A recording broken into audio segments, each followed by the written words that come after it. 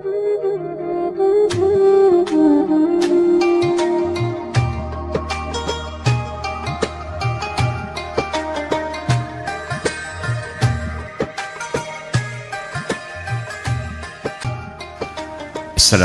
warahmatullahi wabarakatuh.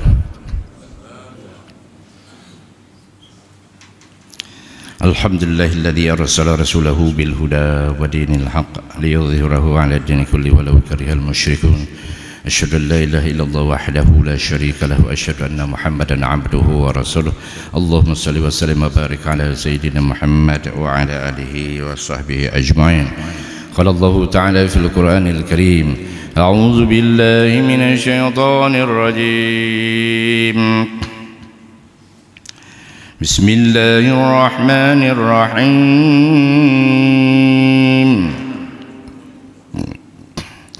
قل إن كنتم تحبون الله فاتبعوني يحببكم الله ويغفر لكم ذنوبكم والله غفور رحيم. وقال رسول الله صلى الله عليه وسلم من أحيا سنتي فقد أحبني ومن أحبني كان معي في الجنة. وقال أيضا من تمسك بالسنة عند فساد أمتي فله أجر 100 شهيد. صدق الله العظيم وصدق رسول الكريم. Yang Tuhan muliakan Bapak Imam, para alim ulama, guru-guru Tuan Madum, para tokoh masyarakat, orang tua kami, hadirin dan hadirat sidang jamaah subuh yang dirahmati Allah Subhanahu wa taala. Kita bersyukur kepada Allah Subhanahu wa taala dengan syukur yang setinggi-tingginya karena Allah Subhanahu wa taala telah memberikan kita taufik dan hidayahnya. Dan inilah yang menyebabkan kita dapat meraih kebahagiaan dunia dan akhirat, karena dengan taufik hidayah mudah taat Allah dan taat Rasulullah sallallahu alaihi wasallam. Sebagai buktinya subuh yang mulia ini kita telah dapat mentaati Allah dan ikut sunnah Rasulullah SAW, yaitu dengan salat subuh secara berjamaah. Mudah-mudahan taufik hidayah ini terus kita ditingkatkan dari hari ke hari sampai mendekatkan ke kubur kita. Setiap hari semakin dekat dengan kubur, maka semakin dekat dengan Allah Subhanahu wa ta'ala. Salam dan salam kepada junjungan kita Nabi besar Muhammad SAW yang telah membina kita selaku umatnya sehingga kita menjadi insan yang beriman, yang bertakwa, yang berilmu pengetahuan serta berakhlak yang mulia. Sidang imam subuh yang dirahmati Allah Subhanahu wa ta'ala, iman dan takwa merupakan hal yang terpenting dalam kehidupan kita. Betapa tidak, iman dan takwa itu bukan hanya semasa hidup di dunia saja kita dapat menikmatinya. Alam kubur, alam mahsyar, mizan, dan syurat sampai dalam jannah Allah Subhanahu wa taala, kita butuh kepada iman dan takwanya kepada Allah Subhanahu wa taala. Sedangkan makan, minum, udara, itu semuanya, kendaraan, rumah, tempat kita tinggal, itu selagi masih bersatu jasad dengan ruh kita, bermana selagi nyawa masih dikandung badan, ya, itu dapat kita nikmati. Tapi selepas itu, lebih-lebih saat sakatul maut datang, itu telah terhenti semua rezeki yang Allah karuniakan kepada kita. Namun tidak akan meninggal seseorang melainkan telah habislah rezeki yang telah diberikan kepadanya. Hal ini termaktub dalam Al-Quran, ya, surat Al-Mulk.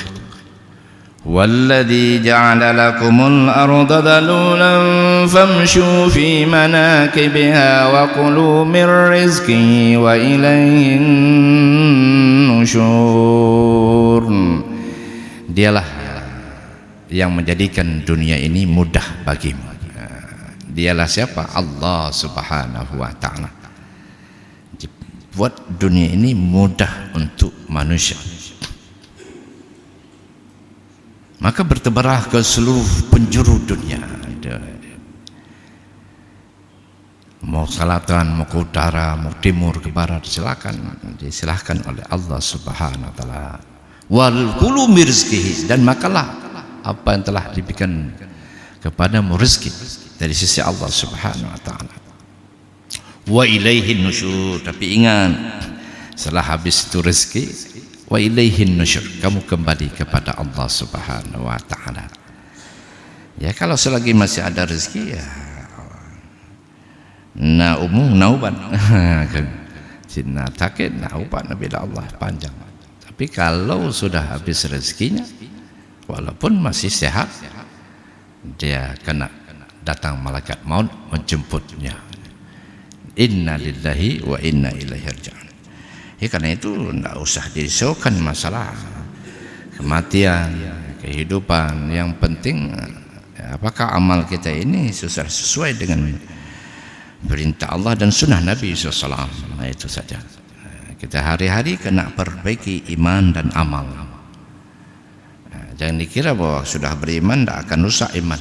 Rusak karena melihat maksiat, tak kita tegur, tak kita berikan nasihat, maka menurunlah iman kita. Ya, kita disuruh oleh Allah SWT apabila melihat kemungkaran di depan kita itu, hendaklah ditegur dengan bijaksana. Kalau ada kekuasaan, dengan kekuasaan. Kalau tidak, dengan lisan. Kan Allah berikan kita kemampuan lisan. Sampaikan dengan lemah lembut, tidak boleh kasar pula. Ulia berbati, renting berbatah, saja. Dengan hikmah bijaksana. Jangan membuat sakit hati orang dalam menegur itu. Dia tidak sakit tapi dia sadar. Itu pun tidak ada, minimal kita menghindarkan diri dari maksiat. Itu iman selemah-lemahnya. Tapi kalau sudah nimbrung buat maksiat, maka neraka sakar.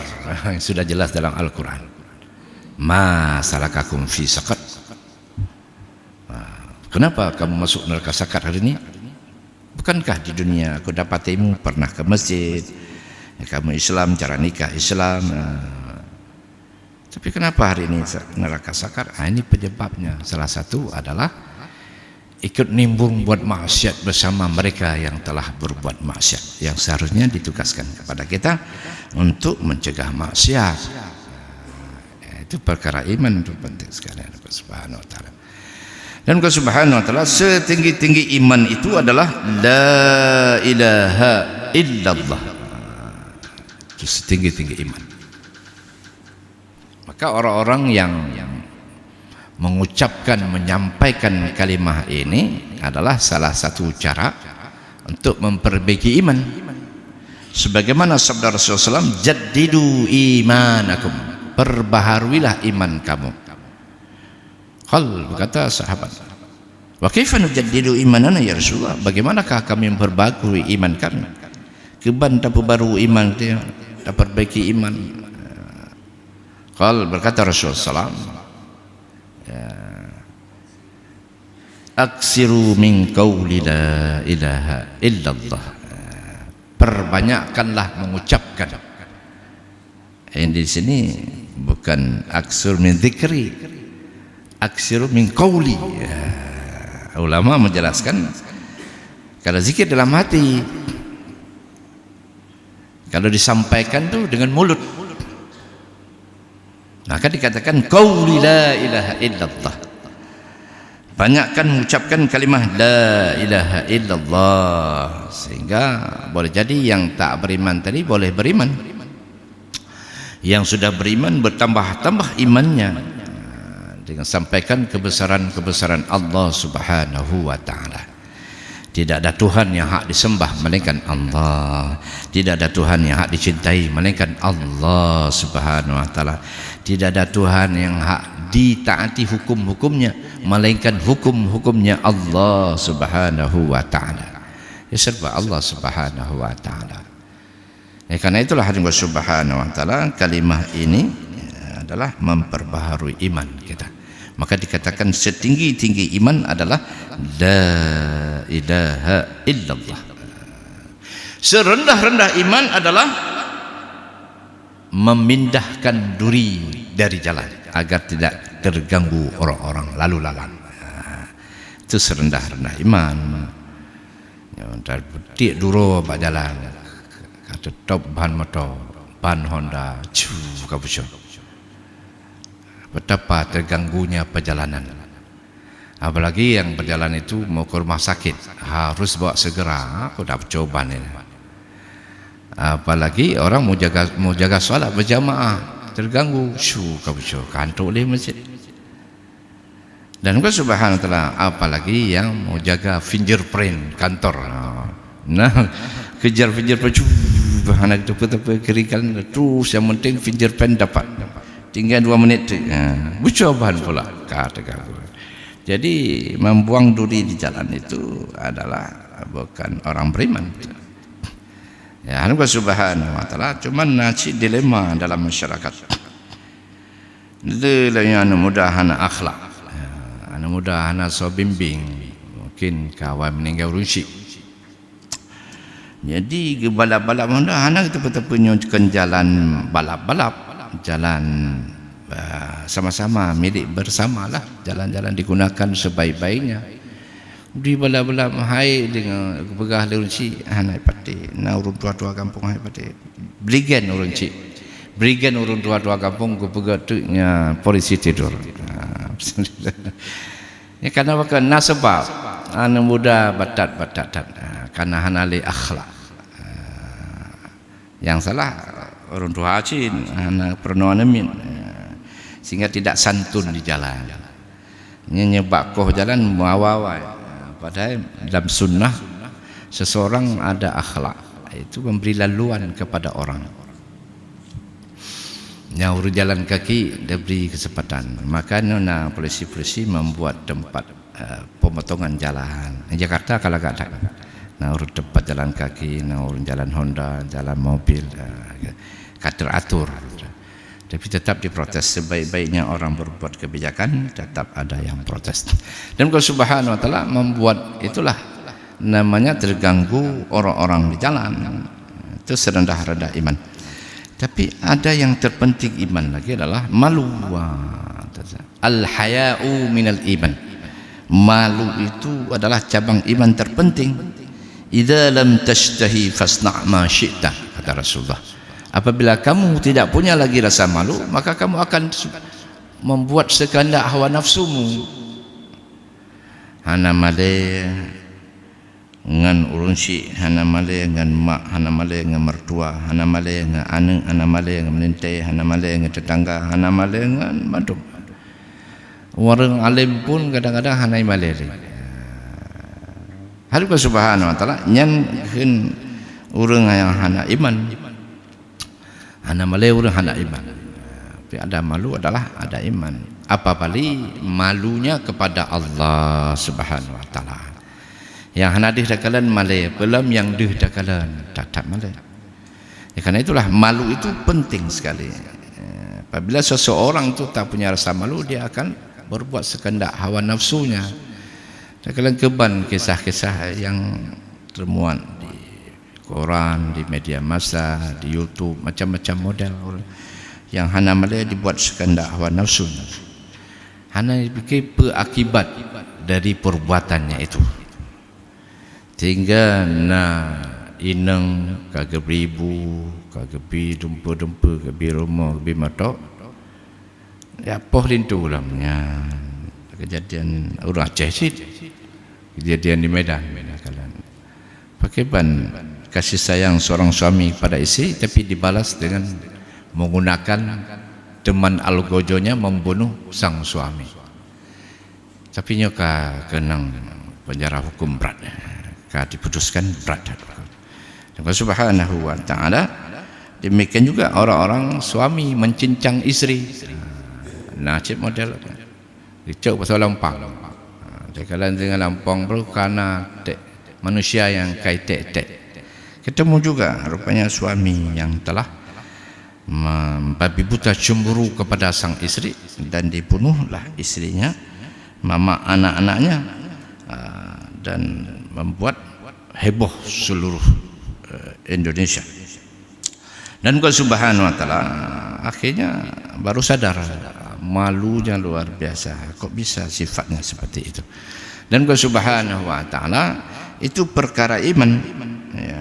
Dan Allah Subhanahu wa taala orang-orang yang yakin hanya kepada Allah Subhanahu wa taala, makhluk tak dapat buat apa-apa, tak ada kekuasaan buat apa-apa tanpa izin Allah, dan Allah lah yang berkuasa itu berbuat sekehendaknya. Itu nama iman yang betul. Contoh pada saat Nabi Allah Ibrahim alaihissalam mau dibakar, api itu panas membakar, tapi Nabi Allah Ibrahim alaihissalam ya tahu saya menjalankan tugas yang diperintahkan Allah, maka Allah pasti melindungi saya. Yakinnya luar biasa Nabi Ibrahim alaihissalam. Akhirnya diuji oleh Allah, beberapa kali datang malaikat, dia mengatakan aku hanya berharap kepada Allah, beliaulah sebaik-baik penolong, sebaik-baik pelindung. Akhirnya Allah Subhanahu wa taala melindungi Nabi Allah Ibrahim alaihissalam dengan cara cukup perintah saja kepada api, makhluknya mutlak taat kepada Allah, ya nar kuni bardan wa salaman ala Ibrahim. Akhirnya selamalah Nabi Ibrahim. Ini keyakinan yang benar, yang sahih. Allah berkuasa, makhluk tak kuasa tanpa izin Allah Subhanahu wa taala. Cuman adakah juga hadirin mulia orang beriman yakin kepada Allah, tapi ada plusnya. Ini nggak boleh ada plus. Ada yakin kepada makhluk juga, bahwa makhluk itu dapat berbuat sesuatu. Ini yang tidak diterima Allah. Harus 100% iman kita dalam hati kepada Allah, tak boleh bercampur dengan yakin pada makhluk sedikit pun. Misalnya contoh hadirin mulia, kita sakit lalu salat sunat 2 rakaat, minta kepada Allah, ya Allah saya sudah sakit, ya Allah tak tahan, ya Allah Engkaulah maha kuasa, Engkaulah maha penyembuh, Allahumma tasyafi la shifa'a illa shifa', ya Engkaulah yang maha menyembuh, tidak ada yang dapat menyembuhkan melainkan Engkau, fashfini ya Allah, maka sembuhkanlah ya Allah, sembuh. Engkau bisa menyembuhkan dengan asbab, maka tunjuklah asbab itu kepadaku. Engkau pula bisa menyembuh tanpa asbab, maka sembuhkanlah aku ya Allah. Ini doa kita yang benar, keyakinan kita kepada Allah Subhanahu wa taala. Lalu Allah Subhanahu wa taala turunkan ilham dalam hati kita, pergi ke dokter fulan, pergi berobat ke mantri fulan, ditunjukkan Allah, datang sana. Maka di sana dikatakan oleh dokter, Bapak saya hanya mengobati saja, tapi menyembuhkan adalah Allah, mintalah pada Allah. Itu benar juga, untuk membimbing pasiennya kepada keimanan yang benar, yang sahih. Bapak saya ini hanya mengobati, memang tugas pada dokter atau mantri mengobati.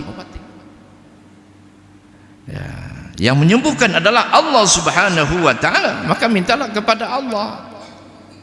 Dan obat ini diminum setelah salat zuhur, setelah salat maghrib boleh, isya boleh, kemudian setelah salat zuhur. Salat tetap dilaksanakan, dikedepankan, insyaallah sembuh.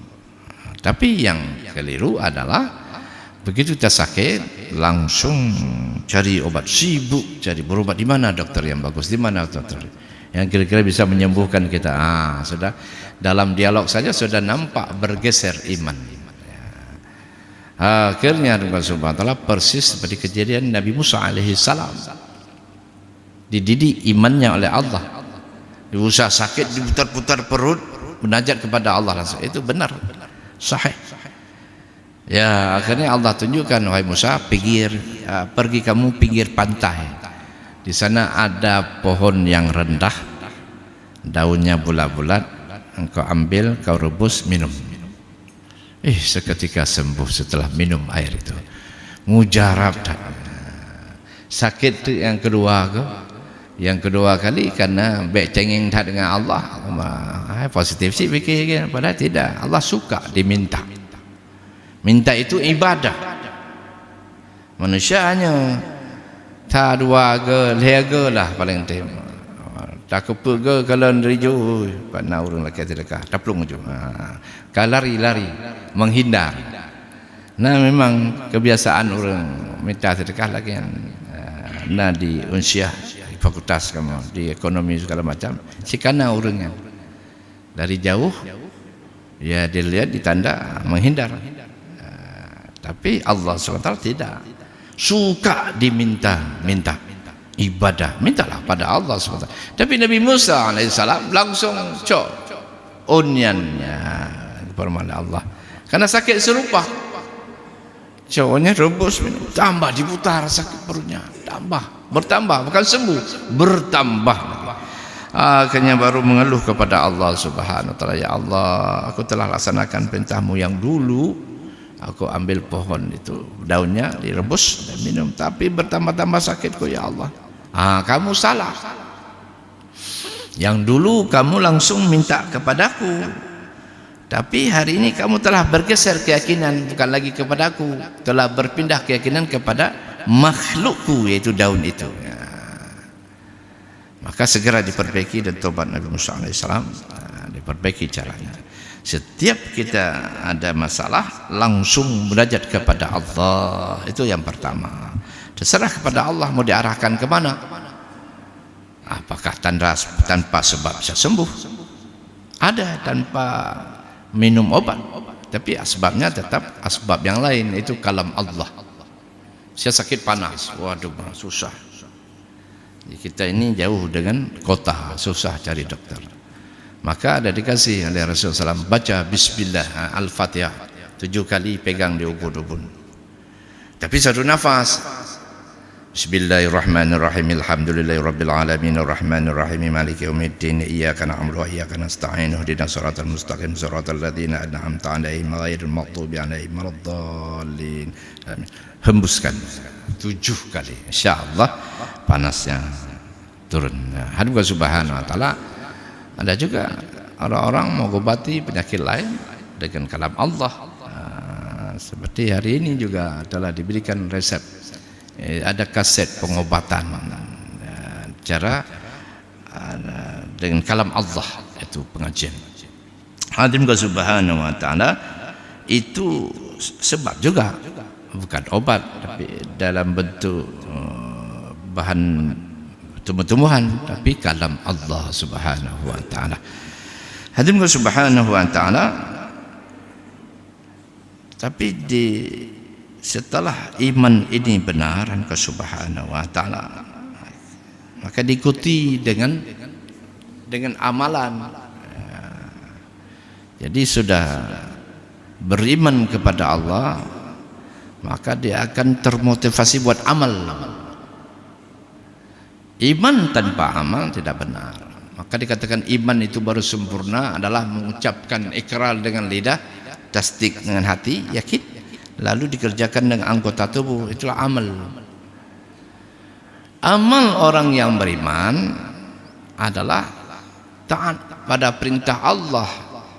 Cara pun taat perintah Allah. Cara yang diperintahkan Allah adalah ikutnya Rasulullah sallallahu alaihi wasallam. Itu kekasihnya Allah subhanahu wa ta'ala. Ada seorang sahabat datang kepada Rasulullah sallallahu alaihi wasallam, "Ya Rasulullah, ya Muhammad, kami ini betul-betul mencintai Allah dan taat seluruh perintahnya. Tapi izinkanlah kami untuk melaksanakan perintah Allah itu menurut cara kami masing-masing. Bukan cara yang seperti engkau ajarkan kepada kami." Maka Rasulullah SAW tidak bisa menjawab, karena selama ini bukan cara dari Rasul, tapi cara dari Allah, dibimbing malaikat Jibril. Inilah cara yang disukai oleh Allah. Akhirnya menunggu sebentar, turunlah wahyu. Tapi hebatnya sahabat, karena begitu turun wahyu, sami'na wa ta'na. Ya, ini hebat sahabat, tak ada lagi kritik. Turun wahyu, kul in kuntum tuhibbunallah fantabi'uni yuhibbukumullah wa yaghfir lakum dzunubakum wallahu ghafurur rahim.